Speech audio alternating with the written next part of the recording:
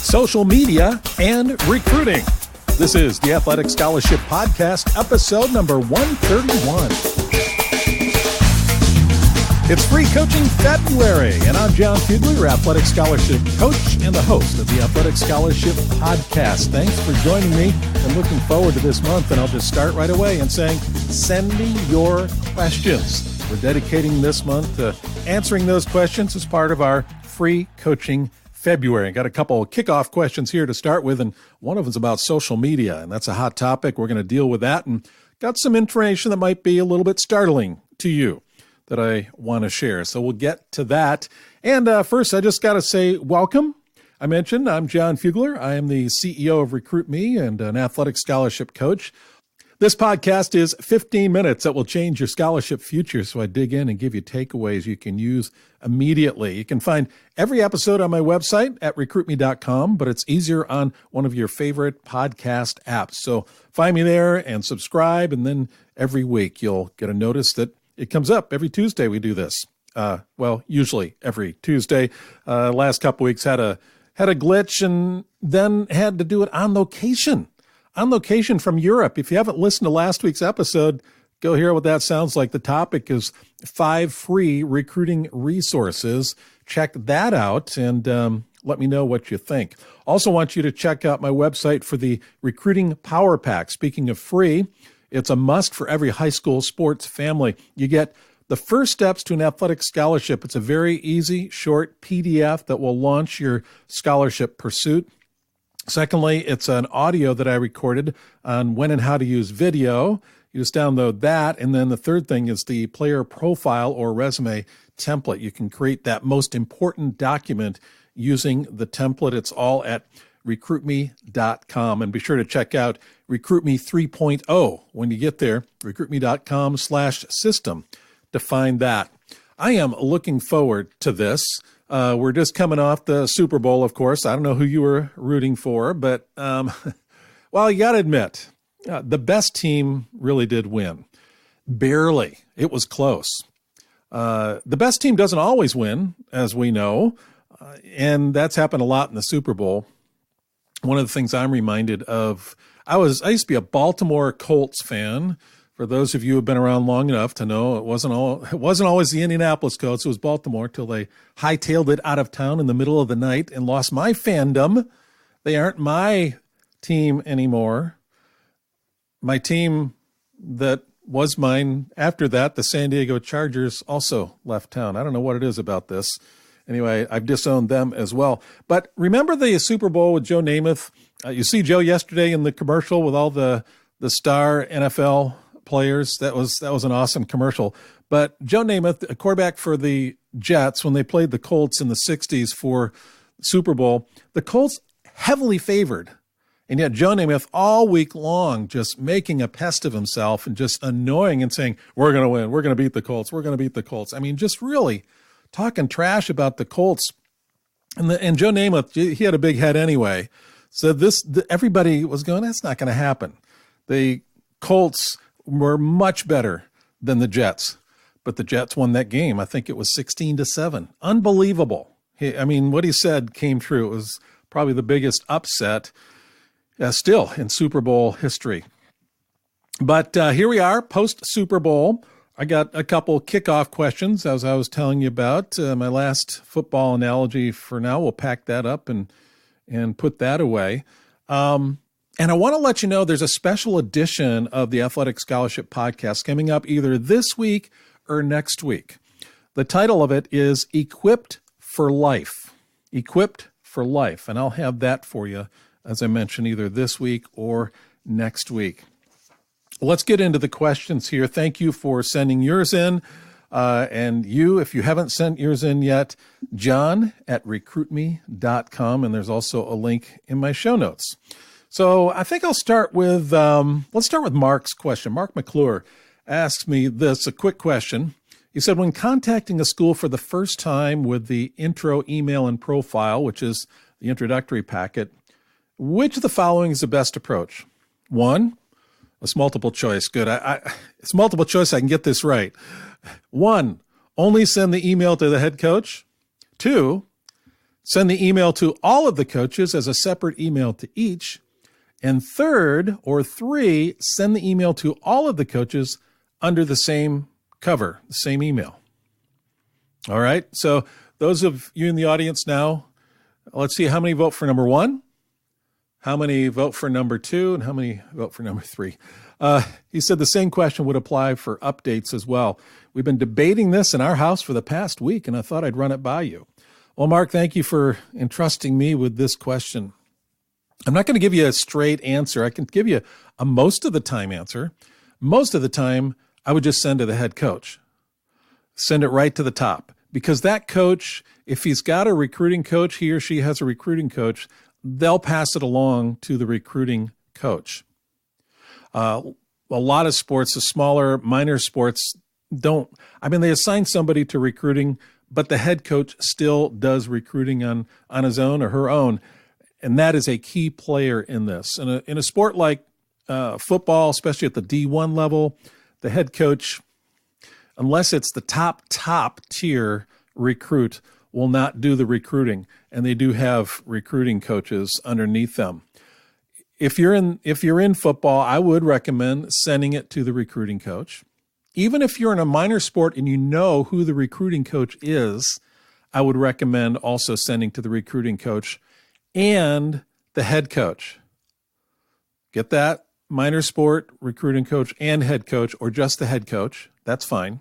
But in football, send it to the recruiting coach. Perhaps it's true in basketball.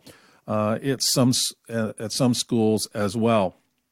Now, with that said, let me go into a little bit deeper here about the intro email.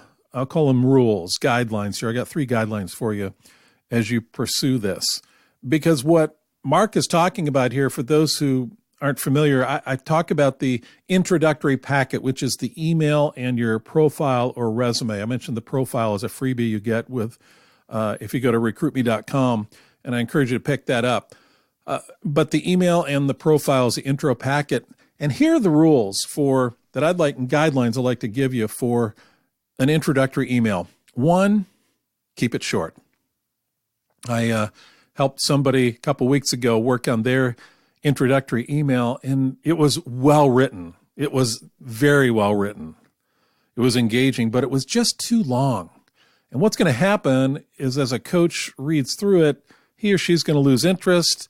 Their eyes are going to stray, and they're going to go on to the next one. You don't want to bore the coach. They're in a fast-paced schedule, and you want to get their attention in the shortest period of time with a short email. You don't have to tell a coach everything about yourself. This is a handshake. You're introducing yourself. So keep it short. Second is you want it to be personal. Personal to the coach, personal to the school. Refer to the actual school. Call the coach by name, not just dear coach, but dear Coach Smith. And you want to play at what school? You want to compete at which university, their university, and anything else you can put in there that's personal. Third is you want it to be memorable. You want it to be memorable. This short email should have a couple memorable items in there that coach will say, I want to check out this athlete further. What could be in there that's memorable? You don't have to pile on the statistics or the accomplishments, but maybe one thing that is memorable. All right? Now, I want to talk a little bit about calling coaches as well.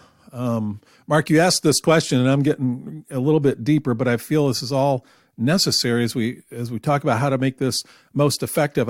I'd like to talk to you about the sandwich approach. It's harder and harder these days to get coaches' attention and get their response. And you want to stand out above the others. That's why you want to have something in there that's memorable. But the sandwich approach is this. First, I would recommend calling the coach. You're probably not going to get them on the phone. You're going to get their voicemail. Say, Coach so-and-so, this is John Fugler. I really want to compete at Indiana on your team in a couple of years. And so what I'm doing is I'm sending an email with my information. It's my introductory packet. So please look for it. I'll be sending it out in the next 24 hours. And then in the next 24 hours, you send out that email and player profile. And then a week later, call the coach, or even less than a week later. Hey, Coach Smith, it's John Fugler again. I called you a few days ago, and I want you to know that I sent my email with my information, and I just want to make sure you got it. I know a lot of things get caught in junk mail, but I just want to make sure that you got that. I'm really interested in competing in Indiana, so I look forward to hearing back from you. That's all you have to do. If you get the coach live on the phone, that's awesome too, and you can have a conversation. Well, that's more than you wanted to hear, Mark, but hopefully that's helpful as we talk about this. That first impression is so key, and you want to do it right. And those are some things you can do to do it right.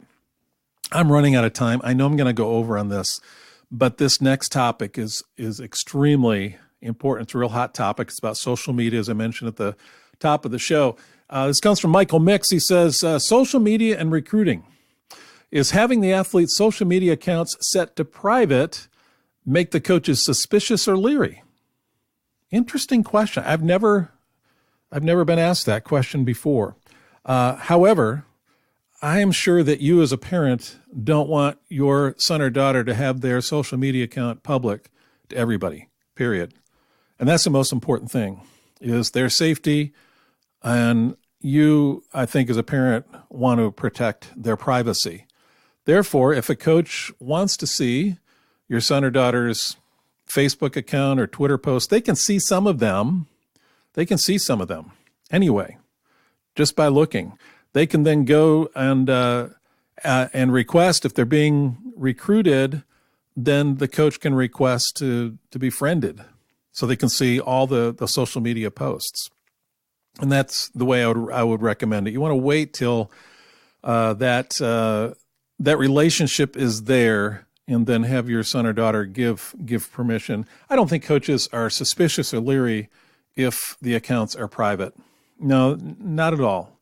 They understand that. With that said, I want to share an article I read on ESPN about social media that is really important, because you can make or break it for yourself, athlete, based on your social media and your posts and even your friends.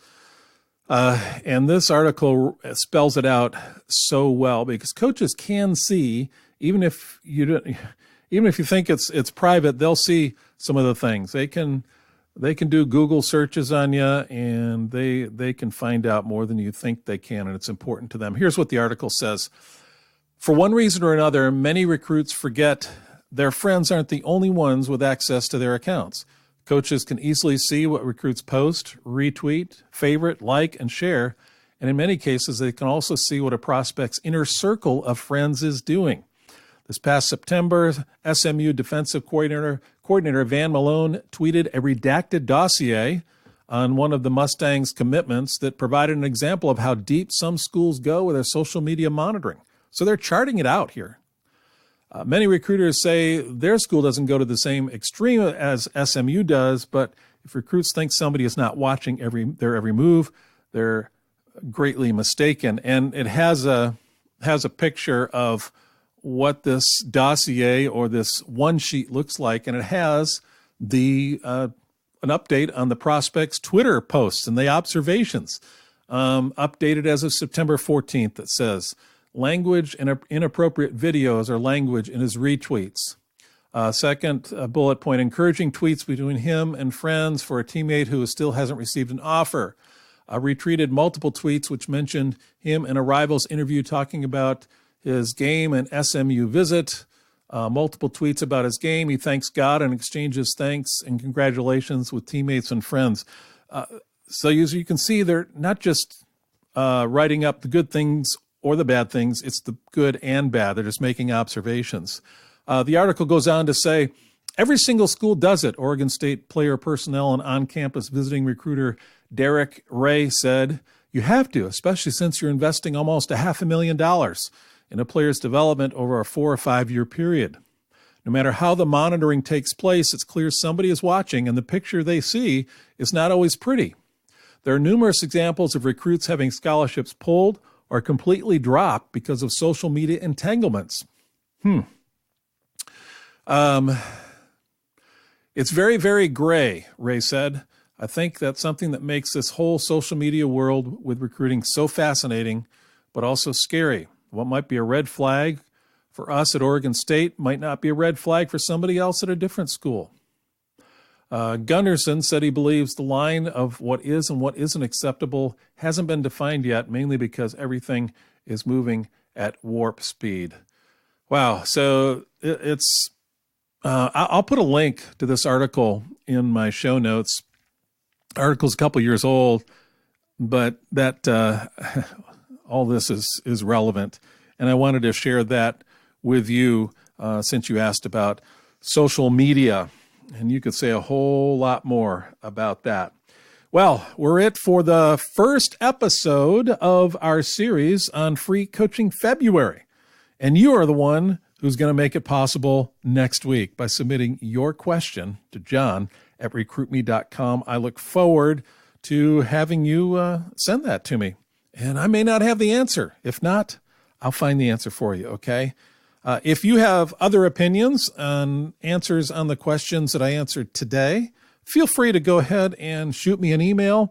We'll make a dialogue of this, and I'll give your input on the show as well. So let's talk about it during this month, Free Coaching February. And before we go, I'll leave you with the Playbook tip of the week from the Athletic Scholarship Playbook. Few high school coaches or guidance counselors have the time or expertise to take charge of your recruiting process.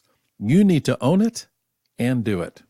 That comes from the Athletic Scholarship Playbook. You can find it on Amazon in Audible, print, and as a Kindle ebook. That's it for this week. I'll talk to you next week.